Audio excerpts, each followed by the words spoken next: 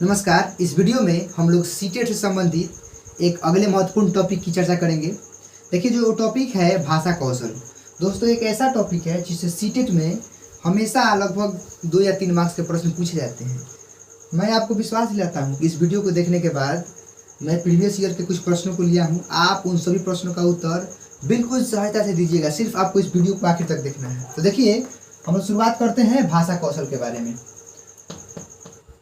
भाषा कौशल को सीखने से पहले सबसे पहले हमें ये जानना जरूरी हो जाता है कि आखिर भाषा क्या है। देखिए, जो भाषा है उसको बहुत अलग अलग तरीके से परिभाषित किया जा सकता है, लेकिन एक्चुअल में जो भाषा है वह एक संप्रेषण का माध्यम है। हम अपने विचारों को, अपने भावनाओं को कैसे दूसरे तक पहुंचाते हैं, या फिर दूसरे के विचारों या फिर भावनाओं को कैसे खुद तक लाते हैं, बस यही संप्रेषण का जो माध्यम है ना, वो भाषा है। बोल सकते हैं कि भाषा विचारों के अभिव्यक्ति का माध्यम है, भाषा भावनाओं के आदान प्रदान का माध्यम है, भाषा अपने बातों को दूसरों तक पहुंचाने का माध्यम है। बहुत सारे इसके डिफरेंस हो सकते हैं। अब देखिए, हम शुरुआत किए हैं भाषा से, और भाषा के दौरान ही जो हमारे विचार होते हैं, या फिर जो हमारे शब्द होते हैं, या फिर जो हमारी भावनाएं होती हैं, उन सबको हम लोग क्या करते हैं जी, या तो उसको हम लोग सुनकर, नहीं तो बोलकर, या फिर पढ़कर, या फिर लिखकर। ध्यान दीजिएगा, हम लोग शुरू किए हैं भाषा से, और इसी में तमेता बैठाते हुए हम लोग भाषा कौशल पे चलेंगे। क्योंकि भाषा के दरमियान ही हम लोग अपने विचारों के या फिर अपने शब्दों को इन 4 माध्यमों से, सुनकर, बोलकर, पढ़कर या लिखकर संप्रेषित करते हैं, दूसरों तक पहुंचाते हैं, या फिर दूसरे के भावनाओं को खुद अपने आप ग्रहण करते हैं। तो देखिए, इस भाषा के दौरान ही ना हम लोग 4 प्रकार के कौशलों का प्रयोग ऑटोमेटिक करते हैं। अभी देख लीजिए, इसी क्लास के दौरान अभी क्या कर रहे हैं जी, हम बोल भी रहे हैं, लिख भी रहे हैं। तो बोल दिए और लिख दिए, बाकी आप लोगों का जो काम बचा है, आप सुन रहे हैं, उसको पढ़ रहे हैं। तो ये भाषण है जी, संप्रेषण कर रहे हैं, अपने विचारों को आदान प्रदान कर रहे हैं। तो बस वही बात है कि हम लोग भाषा के दौरान ही इन 4 कौशलों का प्रयोग करते हैं। तो बस जब कभी भी इन 4 कौशलों के प्रयोग करने की क्षमता हमें आ जाएगी ना, तो हम समझ जाएंगे कि हमें क्या हो गया है, भाषा कौशल का विकास हो गया है। भाषा के 4 कौशल हैं, सामने आपके हैं, सुनकर, बोलकर, पढ़कर, लिखकर। इसको थोड़ा हम लोग ऑफिशियल लेकर चलते हैं। तो सुनना के लिए आप लोग क्या कर सकते हैं जी, श्रवण कर सकते हैं कि यह क्या है, यह एक श्रवण कौशल है। जो सुनना है वो क्या है, श्रवण कौशल है। ठीक है। अगर बोलने की बात करते हैं तो क्या हो सकता है, वाचन, यह वाचन कौशल है। अगर बात करते हैं पढ़ने के लिए तो क्या हो जाएगा जी, पठन, यह हमारा पठन कौशल है। और ये क्या है, लिखना का मतलब लेखन कौशल है। तो भाषा के 4 कौशल हैं। ठीक है, और 4 आपके सामने हैं।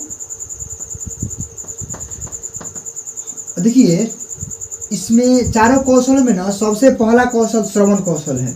क्योंकि सबसे पहले अगर कोई बच्चा छोटा भी है ना, तो अगर उसमें कौशलों का विकास होता है, भाषा कौशलों का, सबसे पहले वह सुनता है, दूसरे के शब्दों को, आवाज को, ध्वनियों को पहले सुनता है।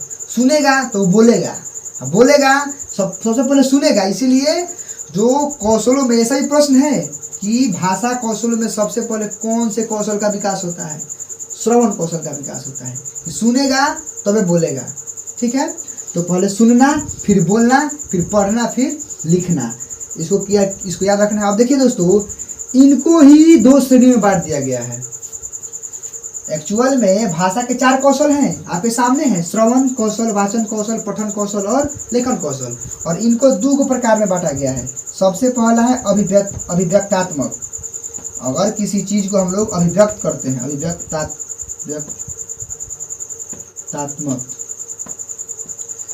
तो अभिव्यक्त करना होता है। दूसरा है ग्रहणात्मक, ग्रहण करना होता है, ग्रहणात्मक। जो कौशल है 4 गो है ना, चारों को 2 भाग में बांट दिया गया। देखिए क्वेश्चन, सबसे पहला है अभिव्यक्तात्मक और दूसरा है ग्रहणात्मक। इसके नाम से स्पष्ट है कि अभिव्यक्त करना है। तो जिस कौशल के माध्यम से हम अपने विचारों को, भावनाओं को अभिव्यक्त करते हैं, मतलब किसी के सामने रखते हैं, प्रस्तुत करते हैं, वो कौन सा कौशल होता है? अभिव्यक्तात्मक कौशल होता है। जैसे मान लीजिए अभी मैं अपने विचारों को आपके सामने रख रहा हूँ, तो किन माध्यम से जी? बोल कर रख रहा हूँ ना, बोल ही रहा हूँ या फिर लिख रहा हूँ, दो गो है। तो अभिव्यक्तात्मक कौशल कौन कौन होता है? बोलना और लिखना। तो बोलने का क्या मतलब हो जाएगा जी? वाचन, और लिखना का मतलब क्या हो जाएगा? लेखन। यह सीटेट में कई बार पूछा गया है कि अभिव्यक्तात्मक कथन कौन सा है, तो भाई अभिव्यक्तात्मक कौशल कौन सा है? तो भाई इसके नाम से स्पष्ट है कि अभिव्यक्त करना है। तो जिस कौशल के माध्यम से हम अपने विचारों को, बातों को, भावनाओं को अभिव्यक्त करते हैं, दूसरों के सामने रखते हैं, प्रस्तुत करते हैं, बस वही कौशल अभिव्यक्तात्मक कहलाता है। जैसे अभी हम ही को देख लीजिए कि हम क्या कर रहे हैं जी, अगर अपने भावनाओं को आप तक पहुंचा रहे हैं, इसका मतलब क्या है? बोल रहे हैं ना जी, बोल कर या फिर लिख कर, तब ना विचार को अपने भेज रहे हैं। तो हम वाचन और लेखन क्या हो जाएगा? अभिव्यक्तात्मक हो जाएगा, क्योंकि कोई बोल कर ही या फिर लिख कर ही अपने भावनाओं को प्रस्तुत करता है। अच्छा, ग्रहणात्मक का मतलब क्या है जी? ग्रहण करना। आखिर आप किस कौशल के आधार पर भाषा को ग्रहण करते हैं, किसी के विचारों को ग्रहण करते हैं? अभी आप ग्रहण कर रहे हैं, इसका मतलब क्या है जी? सुनिए रहे हैं ना, हमारे बातों को सुन रहे हैं या फिर इसको पढ़ रहे हैं, तो वही हो जाएगा। सुनना का मतलब क्या हो जाएगा? श्रवण, कि हम लोग श्रवण करते हैं, और या फिर पठन। तो सुनना और पढ़ना क्या हो जाएगा? ग्रहणात्मक हो जाएगा, ग्रहण करना। अगर आप किसी के विचारों को ग्रहण करते हैं, इसका मतलब आप सुनकर कर सकते हैं या फिर पढ़कर कर सकते हैं। तो दोस्तों बस भाषा कौशल संबंधित कुछ यही टर्म्स थे। बाकी ये अगर आप इसको क्लियर करते हैं तो बस कोई भी प्रश्न आपसे छूटने वाला नहीं है, सभी प्रश्न बिल्कुल आसानी से बन जाएंगे। हमें उम्मीद है कि आज का आपका कॉन्सेप्ट क्लियर हो चुका होगा। आप इसे नोट डाउन भी कर सकते हैं अपने स्तर से, और बाकी आप वीडियो में बने रहिए। और चलिए इससे रिगार्डिंग कुछ प्रीवियस ईयर के प्रश्नों को करते हैं, जिसका उत्तर आप कमेंट कर सकते हैं।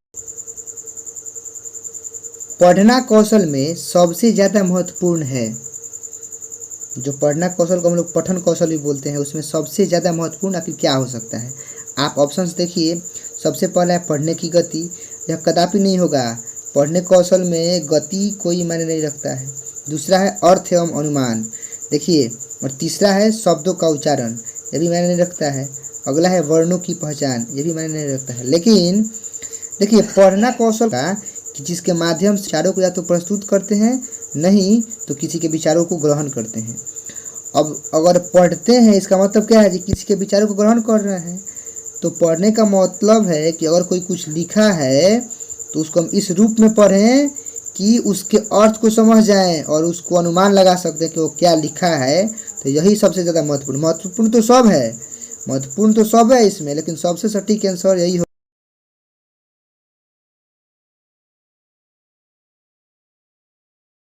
जो वाचन कौशल है, अगर हम बोलते हैं तो उस कौशल में सबसे महत्वपूर्ण क्या है? ऑप्शन सुनिएगा। मधुर वाणी, जरूरी तो सब है लेकिन एक्चुअल में मधुर वाणी नहीं होगा। आगे अस्पष्ट एवं शुद्ध उच्चारण, ये भी गड़बड़ चीज़ है। तीसरा है संदर्भ एवं स्थिति के अनुसार अपनी बात कह सकना, बिल्कुल सही बात है। अगला है अलंकार करना, ये भी गड़बड़ चीज़ है। देखिए तीसरा सही है। क्यों सही है इसका कारण समझिए। कह रहा है कि संदर्भ एवं स्थिति के अनुसार अपनी बात को कह सकना। अगर आप में वाचन कौशल का विकास हुआ है ना, इसका मतलब है कि आपको स्थिति के अनुसार, परिस्थिति के अनुसार बोलने आना चाहिए। जो भी एंकर होता है या फिर जो भी हो पत्रकारिता वाला होता है, सब एकदम हर एक स्थिति में किसी विषय पर बोलने के लिए तैयार रहता है। तो वही बात है, उसमें वाचन कौशल का विकास हो चुका होता है। तो वाचन कौशल में सबसे महत्वपूर्ण क्या है? संदर्भ और स्थिति के अनुसार अपनी बातों को कह सकना। अगला प्रश्न देखते हैं, 3 नंबर। प्रश्न 3 नंबर है कि प्राथमिक स्तर पर बच्चों में लिखने का कौशल, लिखने कौशल मतलब लेखन कौशल, इस सीमा तक हो कि, और जो प्राथमिक स्तर है उसमें बच्चों के लिखने के कौशल का विकास इस सीमा तक हो कि, ऑप्शन सुनिए, मानक वर्तनी में लिख सके। ये बहुत ये थोड़े होगा, जरूरी नहीं है कि विकास होता है तो वह वर्तनी को शुद्ध रूप में लिखे। आगे सुंदर अक्षरों में लिखे, जरूरी थोड़े कि सब सुंदर लिखेगा। छोटी कहानी को लिख सके, बच्चा कहानी कैसे लिखेगा। बाकी 4 नंबर है विभिन्न उद्देश्यों के लिए लिख सके। ये बात सही है कि अगर उसमें लेखन कौशल का विकास होता है, इस हद तक विकास हो जाए कि वो अलग अलग उद्देश्यों के लिए, विभिन्न उद्देश्यों के लिए कुछ लिख सकता है, मीन्स उसमें लेखन कौशल का विकास हुआ है। आगे देखते हैं, अगला प्रश्न है 4 नंबर, भाषा के अभिव्यक्तात्मक कौशल। अभी हम लोग सीखे हैं कि आखिर किन किन कौशलों के माध्यम से हम अभिव्यक्त कर सकते हैं, अपने भावनाओं को रख सकते हैं, प्रस्तुत कर सकते हैं। तो प्रस्तुत करने के लिए क्या है जी, बोलना होता है और क्या होता है, लिखना होता है। तो बोलना लिखना का यहाँ पे है, ऑप्शन नंबर 3 में है कि हम लोग बोलकर और लिख कर ही अभिव्यक्त। 4 नंबर प्रश्न का आंसर क्या है, ऑप्शन नंबर 3, बोलना और लिखना। बाकी अगला प्रश्न 5 नंबर बिल्कुल ऐसे ही है कि जो भाषा के ग्रहणात्मक हैं, जिसके द्वारा हम लोग ग्रहण करते हैं, वो कौन कौन से कौशल हैं। तो ग्रहण वही ना है जी, सुनेंगे और पढ़ेंगे। तो ऑप्शन पहला ही है कि सुनना और पढ़ना। भाषा के जो ग्रहणात्मक कौशल हैं वो कौन कौन से हैं, सुनना और पढ़ना। आगे देखते हैं क्वेश्चन नंबर 6, भाषा कौशलों में सबसे पहले किसका विकास होता है। देखिए अब पूछा गया प्रश्न है और मैंने बताया, आपको पता भी है कि भाषा कौशल में सबसे पहले बच्चा सुनता है, उसके बाद आगे के प्रोसेस को करता है। तो समझिए कि इस प्रश्न का सही आंसर क्या होगा, ऑप्शन 3, कि भाषा कौशलों में सबसे पहले श्रवण कौशल का विकास होता है। आपका अगला प्रश्न है 7 नंबर, बच्चों की श्रवण योग्यता का विकास करने में सर्वाधिक सहायक है। श्रवण का मतलब सुनने की जो क्षमता होती है, जो श्रवण कौशल होता है, उसके विकास में सबसे अधिक महत्वपूर्ण कौन है, सबसे अधिक सहायक कौन है। ऑप्शन सुनिए, ऑडियो टेप, ये थोड़े है, शब्दों का श्रुतिलेख बच्चों से नहीं दिखा सकते अभी आप। बाकी परस्पर बातचीत, ये सबसे बढ़िया चीज़ है। और भाषा का प्रयोगशाला भी गड़बड़ है। देखिए बातचीत जैसे बच्चा करेगा ना एक दूसरे से, तो जाहिर सी बात है कि बातचीत के द्वारा वो दूसरे के बातों को सुनेगा, समझेगा, तो उसके श्रवण कौशल का विकास होगा। तो समझिए कि यह सीटें में पूछा गया प्रश्न है और बाकी बहुत ही महत्वपूर्ण है। ऑप्शन देखने से ही आपको निगेटिव का पता चल जा रहा होगा, अधिक पता नहीं क्या हो सकता है।